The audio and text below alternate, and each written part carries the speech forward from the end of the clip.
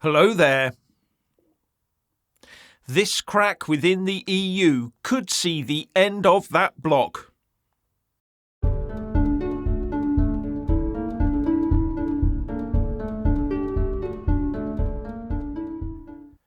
The EU and its acolytes really are worried about the rise of the political right among the member states. But it's happening right before their very eyes, and the voter is the one making it happen in national elections across the EU. Now, the EU supporters hate it because it is counter to their one-size-fits-all, top-down control, the state always knows best, ever closer integrationist views. As far as they're concerned, the nation-state in Europe is finished. And those with EU superstate socialist tendencies have been doing their best to snuff out any move to the nationalist populist right for years. Nothing must ever be allowed to challenge the right of the Brussels bureaucracy to rule the roost.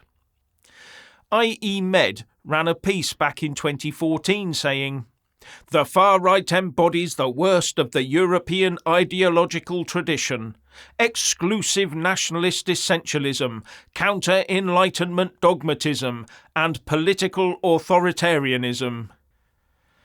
And this is the first point to note. Anyone who disagrees with the concept of the EU and socialism is not right of centre or right wing. No, they are to be classed, or more accurately smeared, as far right at all times. And that article went on to say, at the same time, the far right no longer encourages mere euro-scepticism, but rather full-blown Europhobia, arguing that globalisation and Europeanisation are two sides of the same coin, that is, manoeuvres by the powerful elites to denationalise European peoples. So it becomes almost a crime to want your own nation-state instead of the EU. And in September last year, Politico.eu ran with a piece saying, "A right-wing populist wave washed over the European Union from 2015 to 2020. Poland elected a hard-right government, then the following year saw the United Kingdom leave the bloc in 2016. This was followed by the election of populist right governments in Austria and Italy, and Hungary re-electing Viktor Orban's Fidesz party in 2018.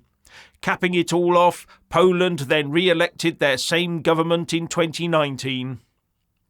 And since then we've had Italy and Sweden following suit, with The Guardian saying that the success of the Sweden Democrats shows that no country is immune to hard-right populist parties.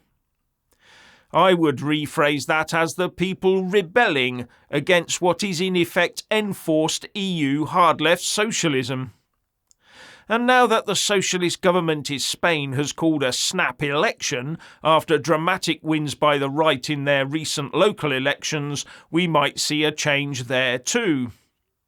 Now, the Spanish government said they called that election to give the people the chance to make a decision. Or were they hoping to bounce quickly back in? Now, when governments fail them, the people kick them out at elections. That's what democracy is all about. But for the left, it's tantamount to a crime for anyone except them to be elected in the first place. Either a crime or the fault of the uneducated voters. The voters must, in their eyes, always accept the supremacy of socialism and its doctrines as exercised through the EU machine. But while they push this with ever greater vigour and ever greater smearing of ordinary people, they will face a backlash that can only widen the cracks. And another stress point is climate and net zero. It's now dawning on some that these net zero plans that have been foisted on the developed world and the EU are highly damaging to prosperity and a pointless exercise while China keeps building coal-powered generating stations. All this is top-down driven, so no wonder people are rebelling. They've not been asked about it in the first place. And we've already had Macron saying they need to pause net zero, and in Germany they've pulled down windmills to get at coal. And then there's the shutting down of farms in the Netherlands, and the strains placed on euro member states by the one-size-fits-all single currency. And do you really think the ambitions of the Catalonians has melted away for good? But one of the big issues is net immigration into the EU. Another top-down driven policy in the search for cheap labour for the corporates. And it's not just the Italians who've had enough of it. Euractiv reported a couple of weeks ago that migration was becoming a hot topic in France.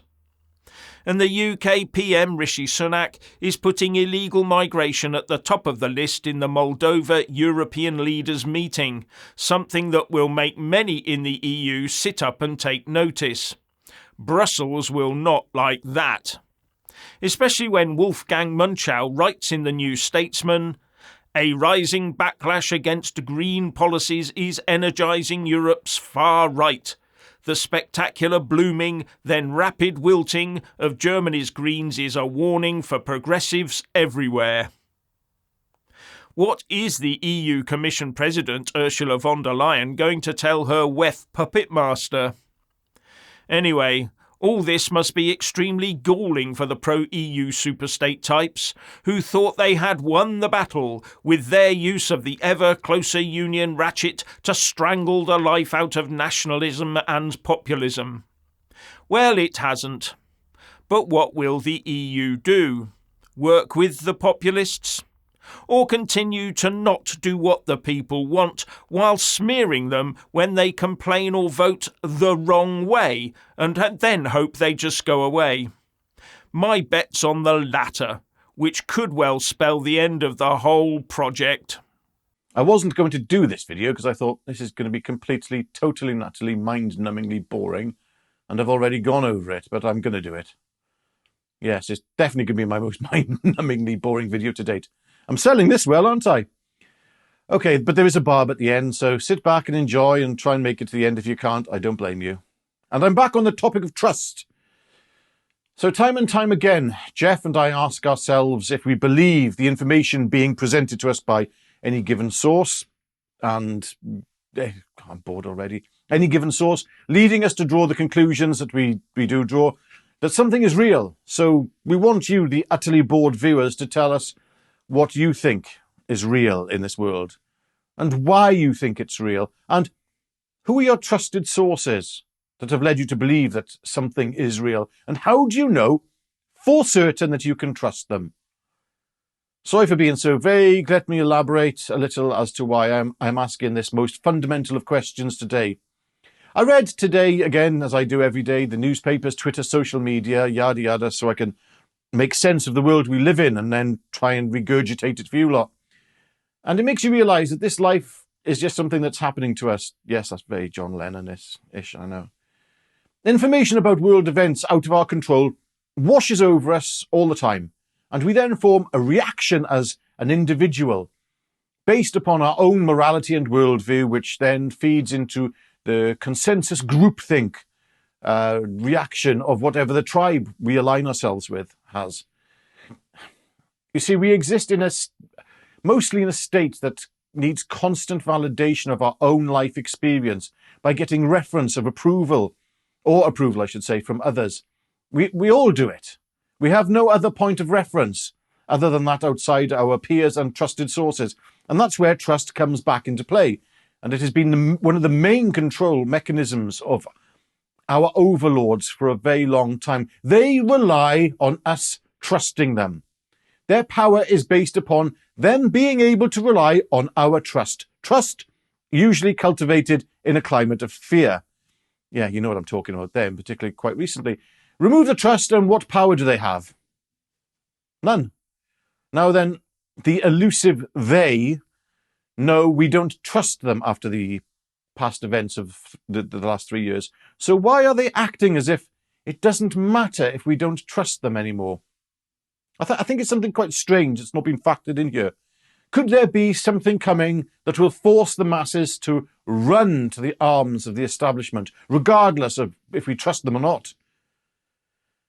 If not, they are on borrowed time. But I can't help but think such arrogance regarding our acquiescence, now that we don't trust them, should not exist, were it not for a new dramatic final act in this play.